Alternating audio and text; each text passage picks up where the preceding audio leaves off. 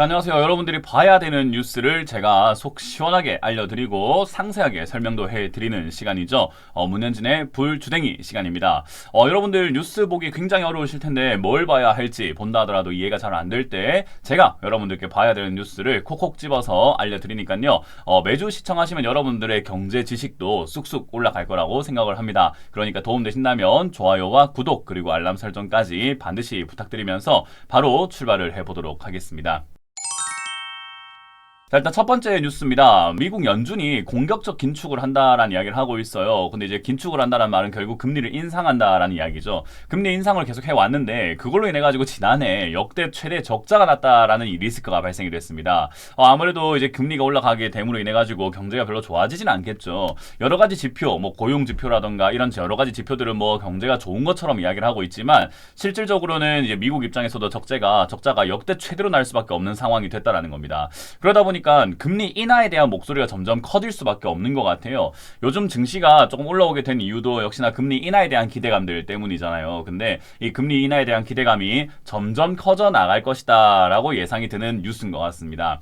이 뉴스와 함께 이제 연준은 어떤 행보를 이어나갈 것인지가 우리가 이제 좀 추적을 해봐야 되는 뉴스인 것 같고요. 최근에 이제 CPI 지수라든가 PPI 지수가 또 살짝 반등이 나오고 유가까지 올라가고 있는 이런 과정 속에서 물가가 제대로 잡히지 않았는데 과연 연준은 어떤 선택을 할지 이제부터 우리가 지켜봐야 되는 내용이 되지 않을까 싶습니다. 요즘 약간 매파적으로 돌아섰단 말이죠. 그렇기 때문에 금리 인하를 계속해서 안 한다고 고집을 피울 수 있을지 아니면 금리를 인하한다라고 꼬리를 내리게 될 것인지 이제 그것을 우리가 체크를 한번 해보자고요. 자, 그리고 다음 뉴스는요. 외국인들이 폭풍 매수를 하고 있다고 합니다. 우리나라에 제가 뭐 작년 11월이죠. 이제 공매도 금지가 되면서 외국인들이 들어올 것이다 라고 말씀드렸는데 어느 쪽으로 들어오나라는 섹터를 보니까 반도체, 자동차, 금융 그래서 반차금이라고 하는 우리가 흔히 말하는 반도체는 요즘에 이제 AI 반도체부터 해가지고 여러 가지 이제 기대감들이 있죠. 엔비디아뿐만 아니라 여러 가지 이렇게 기대감들과 엔비디아와 인텔, 마이크로소프트 이쪽에 3파전이 일어나게 되면서 결국은 우리나라도 약간 수혜를 입지 않을까라고 하는 기대감으로 반도체에 좀 상승이 나오는 것 같고요. 그리고 자동차는 판매량이 너무 좋잖아요. 영업이익이라던가 이런 것들 너무 좋기 때문에 자동차 부품주, 자동차 관련주들이 PBR이 굉장히 낮아요. 주가는 저가인데 돈은 잘 벌고 자산은 많거든요. 그래서 PBR과 PER이 낮다 보니까 이제 그런 쪽으로 인해서 자동차의 메리트가 높다라고 해서 들어오는 것 같고요. 그리고 금융주도 마찬가지로 우리나라 금융주가 전 세계적으로 조금 저평가를 받고 있다라고는 합니다. 코리아 디스카운트뿐만 아니라 원래 사실 금융주가 뭐 고평가 받는 경우는 좀 드뭅니다. 근데 어쨌든 우리나라는 코리안 디스카운트 때문에 더 저평가를 받고 있다 보니까 금융주로 이제 매수세가 좀 들어오게 되면서 이렇게 폭풍 상승이 나오고 있다라는 겁니다. 자, 어찌됐든 이 상승이 뭐 계속 이어질지 멈출지는 봐야 될 것 같아요. 저는 늘 이야기하는 게 올라가면 고점이다라고 이야기를 하죠. 여기서 더 가도 우리가 고점 라인대라고 생각하시면 좋을 것 같고요. 여기서 여러분들이 지금 들어가는 것이 올바른 행동인가라고 하면은 그건 아니고요. 대장주가 갔을 때 올라가지 않은 다른 뭐 조금 이렇게 주가가 빠져 있는 기업들로 여러분들이 관심을 가지는 것은 그렇게 나쁜 행동은 아닌데 지금 이제 올라온 기업들을 따라 붙는 형식으로 매매하시는 것은 좀 리스크가 있다라는 것을 여러분들이 기억을 하셔야 될 것 같습니다. 그래서 그 부분 참고하시면 좋을 것 같고요. 조금 이제 그런 반도체, 자동차, 금융주가 올라가는 데 있어가지고 옆에서 이제 우리가 흔히 말하는 속된 말로 꼽살이라고 할까요? 약간 옆에 이렇게 묻어간다라고 해야 될까요? 어쨌든 숟가락 하나 얹어가지고 가려고 하는 업종이 있는데 바이오입니다. 바이오가 계속해서 주가가 최근에 폭풍 상승하는 그런 기업들도 많아지고 있는데 지금까지 역사적으로 봤을 때 바이오 관련주가 급등이 나온 시기가 뭐 길면은 뭐 한 3, 4개월에서 6개월까지 지속이 되는데 짧으면 한 달 정도 지속이 되다가 그 시기가 고점이 되어가지고는 지수가 빠져버리는 경우들이 의외로 많았습니다. 그래서 지금까지 그래 왔기 때문에 이번에도 바이오주가 또 움직이는 거 보니까 지수가 많이 올라간 것도 아닌데 자칫 잘못하면 고점이 될 수도 있는 신호가 될 수 있기 때문에 좀 관심 가져야 될 것 같아요.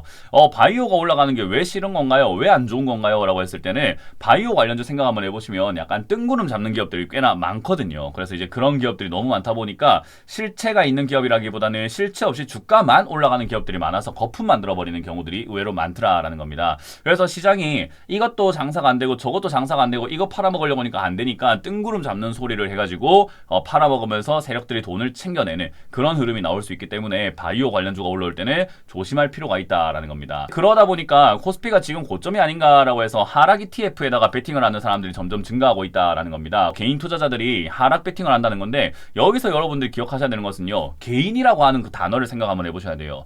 개인이라는 단어를 우리는 암묵적으로 개미라고 생각을 해버리는 경우들이 많은데 큰 손들도 개인이고요. 그리고 우리가 흔히 말하는 뭐 차명 계좌를 쓰고 있는 기업인들이라던가 돈이 많은 사람들도 증권사를 통해서 돈을 맡기거나 하는 게 아니라면은 자기가 개개별로 매매를 하는 사람이라고 한다면 그냥 개인이 됩니다. 예를 들어서 저도 만약에 주식을 하게 되면은 개인이겠죠. 잘하는 사람인데 제가 산다고 해가지고 여러분들은 개인이 사니까 팔아야지라고 생각하는 사람일 수도 있겠죠. 그러니까 개인이란 이 단어를 우리는 좀 조심하게 봐야 돼요. 조심스럽게 봐야 됩니다. 근데 사람들은 개인이 산다면 무조건 못하는 인간들이야 라고 생각을 해버리면서 좀 이상하게 생각을 해요. 그래서 이 하락 ETF에 베팅하는 개인 투자자들이 과연 잘하는 사람들일까 못하는 사람들일까를 우리가 추측을 해봐야 되는데 그건 우리가 알 수가 없는 내용이잖아요. 그러니까 우리가 주변 사람들의 분위기도 좀 살펴보고 주변 사람들뿐만 아니라 내 생각도 하고 잘하는 사람이라면 어떻게 할까 그리고 못하는 사람들이라면 지금 어떻게 생각할까를 생각해봐야 될 것 같아요.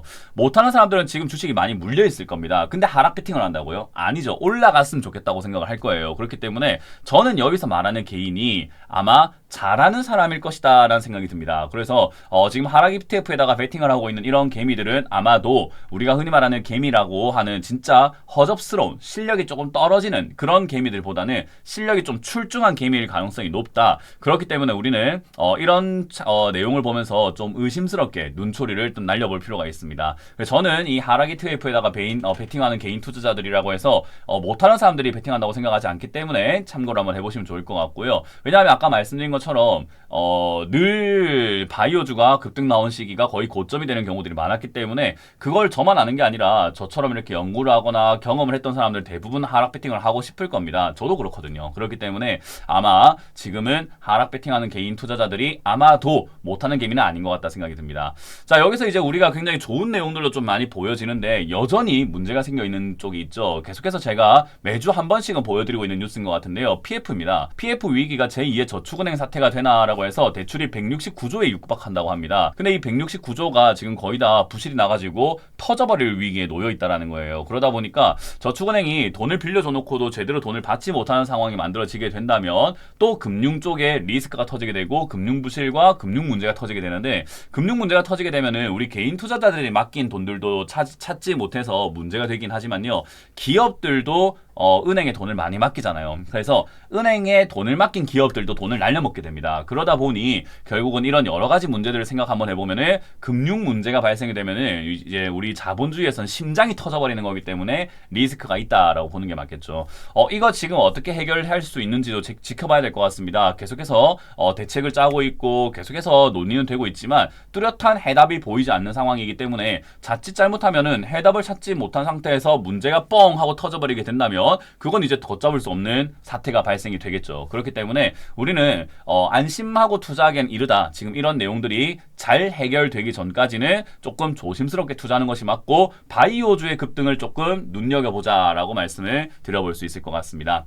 자, 이렇게 오늘도 뉴스를 살펴보았는데요. 여전히 지금 증시가 좀 안전하다라는 뉴스보다는 조금 위험한 뉴스가 좀 많이 보이는데 위험함에도 불구하고 일단 시장은 급등하고 봅니다. 이런 게 거품 아니겠습니까? 이 거품을 우리가 잡지 맙시다. 저도 맥주 좋아하는데요. 맥주는 거품 마시는 것보다는 밑에 있는 그냥 맥주 맥주 원액을 마시는 것이 마시는 거 아니겠습니까? 거품 마시지 말자라는 이야기를 하면서 마무리 지어보도록 하겠습니다. 자, 이렇게 마무리 짓고요. 도움되셨다면 좋아요와 구독 그리고 알람 설정까지 반드시 부탁드리면서 저는 물러가도록 하겠습니다. 지금까지 문현진의 불주댕이 시간이었습니다. 고맙습니다.